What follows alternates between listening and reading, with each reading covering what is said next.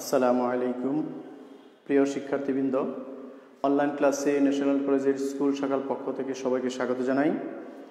আজকে আমি নবম দশম শ্রেণীর ধারাবাহিক ক্লাস হিসাবে পদার্থবিজ্ঞানের একটি ক্লাস দেব। তোমরা অবশ্যই অবগত আছো, গত ক্লাসে একটি ক্লাস হয়েছে, সেটা হচ্ছে 13তম অধ্যায় ইলেকট্রনিক্স ও আদর্শ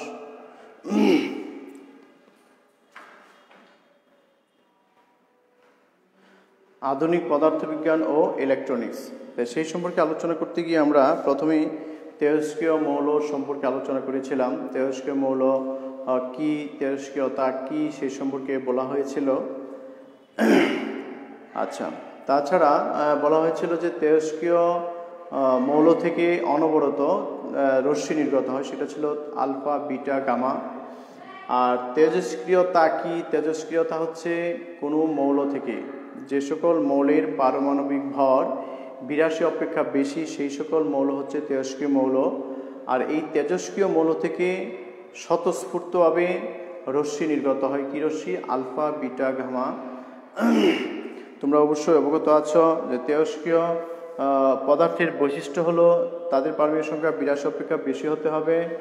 আর তেজস্ক্রিয় পদার্থ থেকে আলফা, বিটা, গামা 3 ধরনের রশ্মি নির্গত হয়। তেজস্ক্রিয়তা একটি সম্পূর্ণ নিউক্লিয় ঘটনা। তেজস্ক্রিয়তা একটি সম্পূর্ণ নিউক্লিয় ঘটনা। তেজস্ক্রিয়তা একটি স্বতঃস্ফূর্ত এবং সমবায়ে পরিব্যাপ্ত হয়। এই 3টা রশ্মির মধ্যে একটি হচ্ছে আলফা রশ্মি। আমরা এই 3টি রশ্মির বৈশিষ্ট্য সম্পর্কে আজকে জানব। যে আলফা রশ্মির বৈশিষ্ট্য, আলফা রশ্মির বৈশিষ্ট্য। তোমরা যদি ভালো করে একটা কণার বৈশিষ্ট্য ভালো করে যদি শিখতে পারো, তবে অন্যান্য কণার বৈশিষ্ট্যগুলি পারবে। আমি আজকে তুলনা করে দেখাবো যে আলফা কণার বৈশিষ্ট্য যদি শেখা যায়, অন্যান্য বৈশিষ্ট্যের মধ্যে পার্থক্যটাকে, সেই পার্থক্য তুলনা করে যদি শিখো, একটা ভালো করে শিখলেই অন্যগুলি শেখা হয়ে যাবে। আচ্ছা, প্রথমে আমরা আলফা কণার বৈশিষ্ট্যগুলি লেখার চেষ্টা করতেছি। তোমরা একটু বই, খাতা, কলম নিয়ে রেডি হও, আমার সাথে সাথে তোমরা সেগুলি লিখে নাও। আলফা কণার প্রথম বৈশিষ্ট্য হচ্ছে আলফা রশ্মি ধনাত্মক আধানযুক্ত। আলফা কণা ধনাত্মক আধানযুক্ত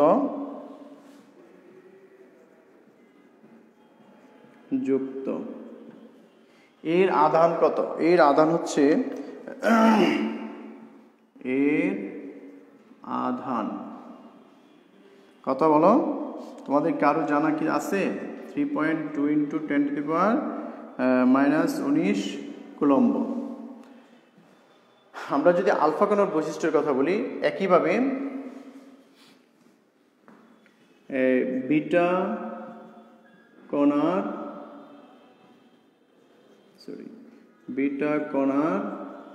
বৈশিষ্ট্য, বিটা রশ্মির বৈশিষ্ট্য, বিটা রশ্মির, আলফা বিটা রশ্মির বৈশিষ্ট্য। একইভাবে গামা রশ্মির বৈশিষ্ট্য একই রকম। এটা আলফা কণা হচ্ছে ধনাত্মক আধানযুক্ত, এর আধান হচ্ছে এত, আর বিটা হচ্ছে বিটা ঋণাত্মক আধানগ্রস্ত, এটা ধনাত্মক ঋণাত্মক আধান যুক্ত। তার মানে এখানে পার্থক্যটা হচ্ছে একটা ধনাত্মক, একটা ঋণাত্মক। ক্লিয়ার? এ হলো 1 নম্বর বৈশিষ্ট্য। আমরা একটা করে লিখবো যাতে তোমরা বুঝতে পারো, আর গামা রশ্মিটা লাস্টে রেখে দিচ্ছি। এই রশ্মি 2 নম্বর হচ্ছে এই রশ্মির চুম্বক ও তড়িৎ ক্ষেত্র দ্বারা বিচ্যুত হয়। ইহা চুম্বক ও তড়িৎ ক্ষেত্র দ্বারা বিচ্যুত হয়। ইহা চুম্বক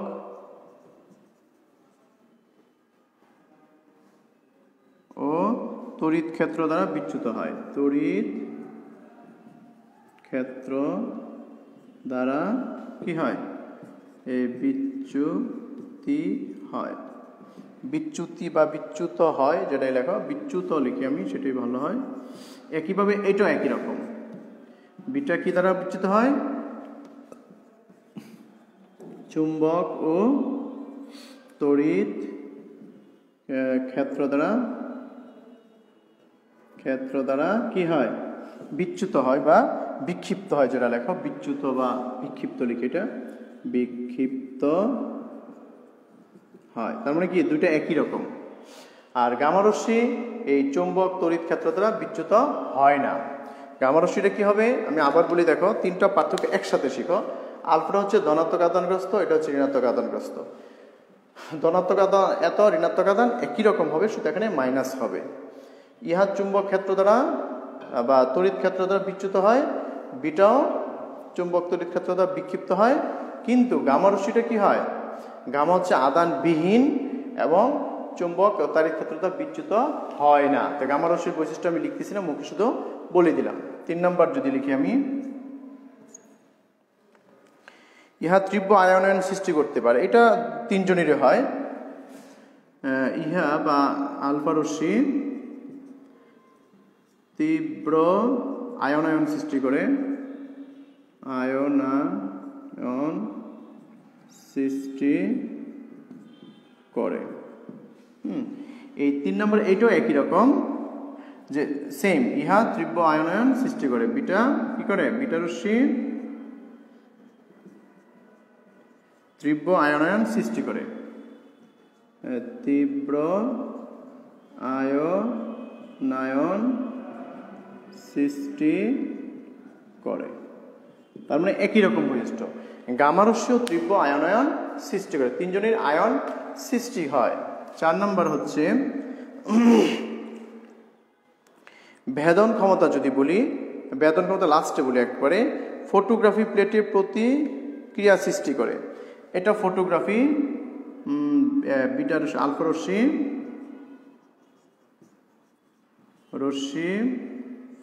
ফটোগ্রাফি প্লেটে প্রতিক্রিয়া সৃষ্টি করে। ফটোগ্রাফি প্লেট অবশ্যই তোমরা জানো, ফটোগ্রাফি প্লেটে প্রতিপ্রবাহ সৃষ্টি করে। মানে হালকা একটা সাবজেক্ট যেরকম দেখা যায়, আমরা যে স্টুডিওতে গিয়ে ছবি উঠাই তখন এক ধরনের ফিল্ম ব্যবহার করা হয়, সেটা হচ্ছে ফটোগ্রাফি একটা প্লেট। ওইখানে কিন্তু এক ধরনের ছবি দেখা যায়, প্লেটে প্রতিক্রিয়া সৃষ্টি করে। ফটোগ্রাফি প্লেটে প্রতিক্রিয়া সৃষ্টি করে, প্রতিক্রিয়া সৃষ্টি করে। এই গামা রশ্মিতেও একই রকম হয়, বিটা রশ্মিতে একই কাজ হয়। যে আলফা রশ্মি যেরকম ফটোগ্রাফি প্লেটে প্রতিপ্রবাহ সৃষ্টি করে, ফটোগ্রাফি প্রতিক্রিয়া সৃষ্টি করে, এটাতেও সেই একই রকম। বিটা রশ্মিতেও কি প্রতিপ্রবাহ বা প্রতিক্রিয়া সৃষ্টি হয়। এই তিনটা একই রকম, মানে এই বৈশিষ্ট্যটা তিনটা রশ্মিরই একই আছে, যে ফটোগ্রাফি প্লেটে প্রতিক্রিয়া সৃষ্টি করে আলফাতেও, বিটাতেও, গামাতেও। ঠিক আছে, আমরা এই 4 নম্বরটা একই রকম। 5 নম্বরটা যদি বলি, যে আলফা রশ্মি জিঙ্ক সালফাইড দ্বারা সালফাইড প্রতিক্রিয়া, জিঙ্ক সালফাইড পর্যায়ে প্রতিপ্রবাহ সৃষ্টি করে, এগুলো প্রতিক্রিয়া। ইহা জিঙ্ক সালফাইড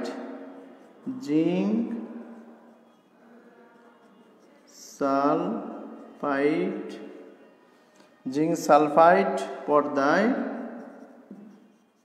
প্রতিপ্রবাহ সৃষ্টি করে, প্রতিপ্রবাহ সৃষ্টি করে।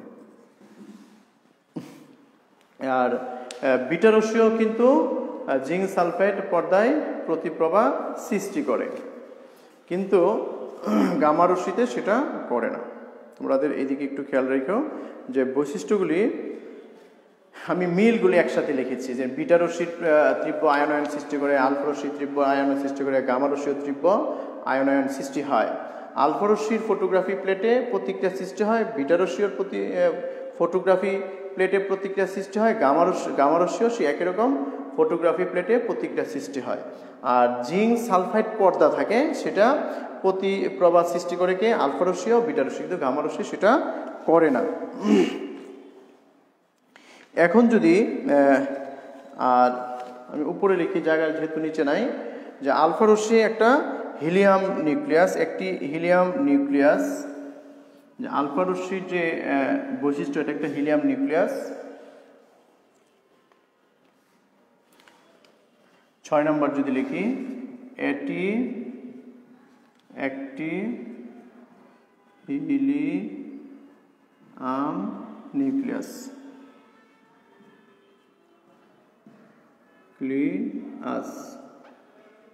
এটা একটি হিলিয়াম নিউক্লিয়াস। আর বিটা রশ্মি কিন্তু হিলিয়াম নিউক্লিয়াস না, এটা অন্য একটি ঘটনা। বিটা রশ্মি হচ্ছে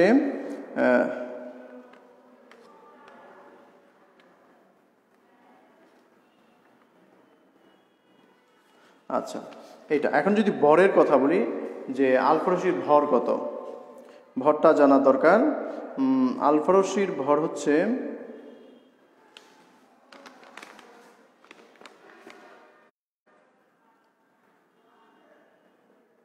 হাইড্রোজেন পরমাণুর ভরের 4 গুণ।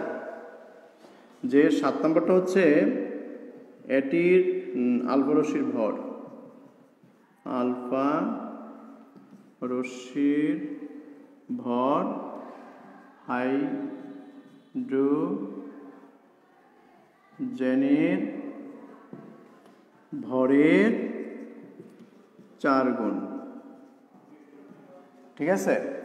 আর এটা যদি আমি 7-এ ব্যবহার করি, যে আলফা রশ্মি বিটা রশ্মির, বা 5-এ ব্যবহার করি, 5 বিটা রশ্মির ভর, বিটা রশ্মির ভর কত?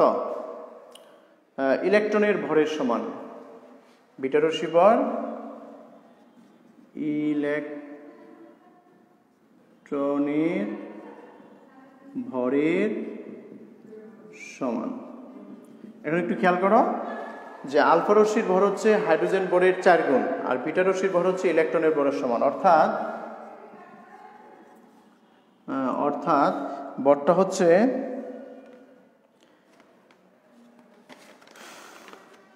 9.1 × 10⁻⁻21 কেজি।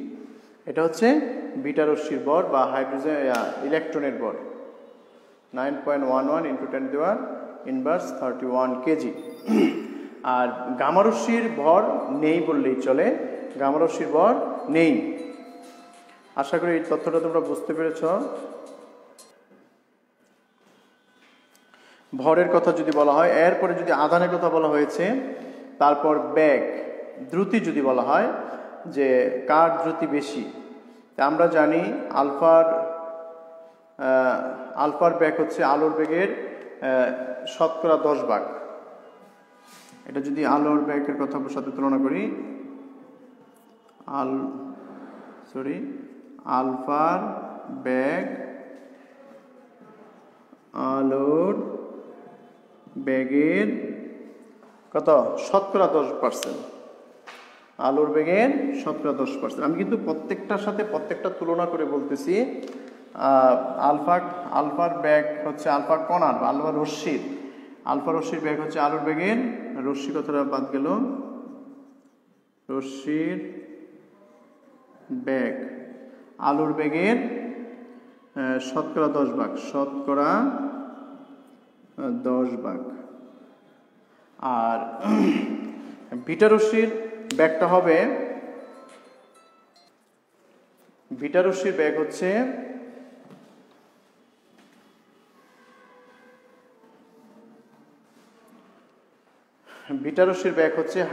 আলোর বেগের সমান। বিটা রশ্মির বেগ কি? আলোর বেগের সমান।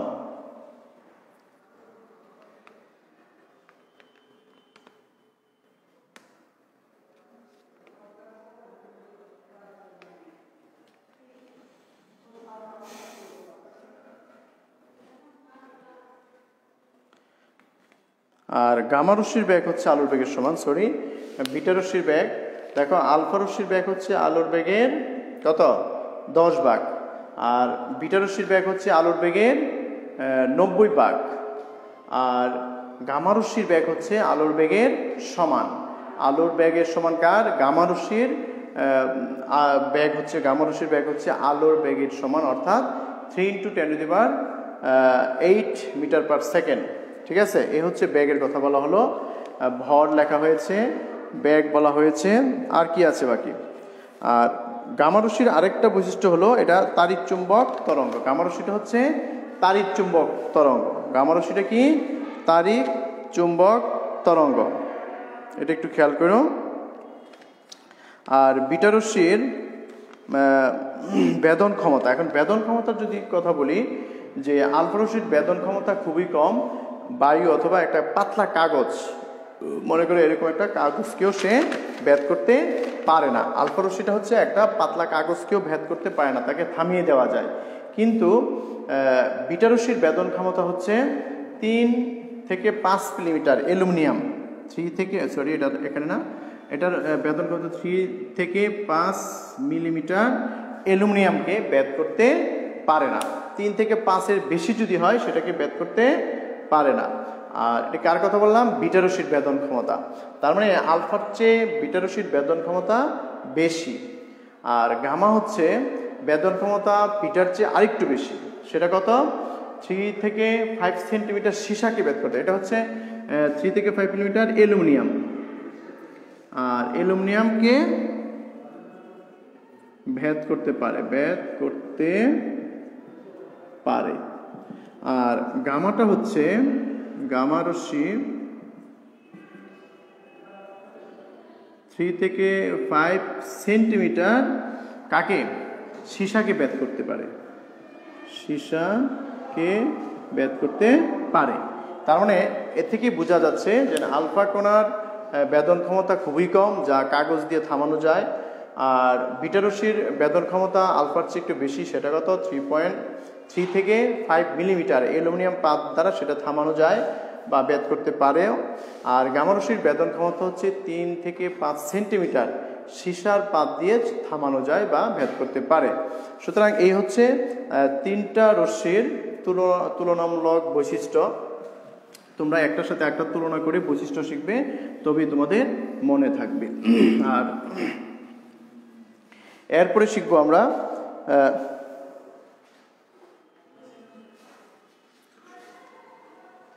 যে অর্ধায়ু কাকে বলে, আমরা সেটা একটু জানা দরকার। তেজস্ক্রিয় মৌলের অর্ধায়ু, তেজস্ক্রিয় মৌলের অর্ধায়ু। অর্ধায়ুটা কাকে বলে সেটা একটু লিখে নাও। যে সময়ে কোনো তেজস্ক্রিয় পদার্থের, যে সময়ে কোনো তেজস্ক্রিয় পদার্থের মোট সময়ের, মোট পরমাণুর ঠিক অর্ধেক পরিমাণ, মোট পরমাণুর ঠিক অর্ধেক পরিমাণ। দেখো যে সময়ে মোট তেজস্ক্রিয় পদার্থের, যে সময়ে কোনো তেজস্ক্রিয় পদার্থের মোট পরমাণুর ঠিক অর্ধেক পরিমাণ ক্ষয়প্রাপ্ত হয়, অর্ধেক পরিমাণ কি? ক্ষয়প্রাপ্ত হয়, সেই সময়কে ওই মৌলের, ওই তেজস্ক্রিয় মৌলের অর্ধায়ু বলে।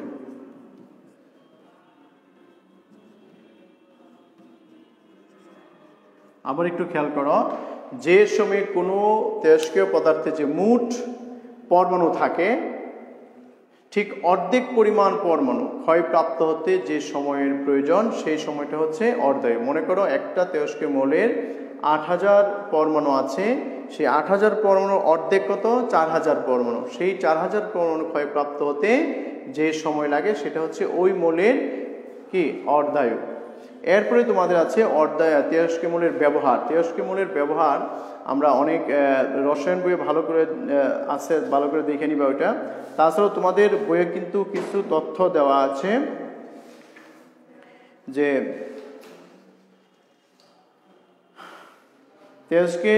চিকিৎসা ক্ষেত্রে কিন্তু তেজস্ক্রিয়তার ব্যবহার আছে। আমাদের শরীরে যে মানুষের শরীরে নির্দিষ্ট পরিমাণ সি কার্বন বা C14 থাকে। কত? C14 নির্দিষ্ট পরিমাণ মানুষের শরীরে থাকে। মানুষ যখন মারা যায় তখন C14 আর উপস্থিতি থাকে না বা প্রবেশ করানো যায় না। হ্যাঁ, কাজেই স্বাভাবিক মানুষের শরীরে C14 কোনো ঘাটতি হলে সেটা তেজস্ক্রিয় রশ্মির মাধ্যমে সেটা ক্ষয় রোধ করা যায়। তাছাড়া তেজস্ক্রিয় কণা সাহায্যে আমরা ক্যান্সারের যে তেজস্ক্রিয় রশ্মির মাধ্যমে আমরা শরীরে যে ক্ষতিকর কোষগুলি থাকে বা অপ্রয়োজনীয় কোষ সেটাকে ধ্বংস করা যায়, যেভাবে আমরা তেজস্ক্রিয় রশ্মির সাহায্যে ক্যান্সার রোগের চিকিৎসা করা হয়। তাছাড়া তেজস্ক্রিয় রশ্মির সাহায্যে যন্ত্রপাতি জীবাণুমুক্ত করা যায়। তোমাদের বইয়ে লেখা আছে দেখবে আগুনের ধোঁয়ার উপস্থিতি নির্ণয় করা যায়। খনিজের পরিমাণ কতটুকু আছে সেটাও তেজস্ক্রিয়তার মাধ্যমে জানা যায়। তাছাড়া তেজস্ক্রিয়তা সম্পর্কে কিছু সচেতন থাকতে হবে। সেটা হলো তেজস্ক্রিয় রশ্মি অনেকটা বিপজ্জনক। তেজস্ক্রিয়তা মানুষের রোগ প্রতিরোধ ক্ষমতা কমিয়ে দেয়, এমনকি বংশ পরাক্রমায় বিকলাঙ্গ শিশুর জন্ম দিতে পারে। আমাদের জীবনে আমরা খুব বেশি তেজস্ক্রিয়তার মুখোমুখি হই নাই, যদিও বর্তমানে প্রযুক্তির কারণে আমরা তেজস্ক্রিয়তার মুখোমুখি কিছুটা হতে যাচ্ছি। আমরা জানি বাংলাদেশে কি একটা পারমাণবিক বিদ্যুৎ কেন্দ্র স্থাপন হচ্ছে, সেটার প্রভাব যদি কোনো দুর্ঘটনা ঘটে তবে আমাদের প্রভাব পড়বে। সুতরাং তেজস্ক্রিয় মৌলের যেমন ব্যবহারও ভালো আছে বা ভালো দিক আছে এবং খারাপ দিকও আছে, সেদিকে সতর্কতা থাকতে হবে। তো আজকে আমি এই তেজস্ক্রিয়তার যতটুকু আলোচনা করেছি তোমরা বাকিটুকু বই পড়ে জেনে নেবে। আর আগামী ক্লাসে আমরা নতুন আরেকটা অংশ পড়াবো এই 13তম অধ্যায়ের। তোমরা সুস্থ থাকো, ভালো থাকো। আসসালামু আলাইকুম।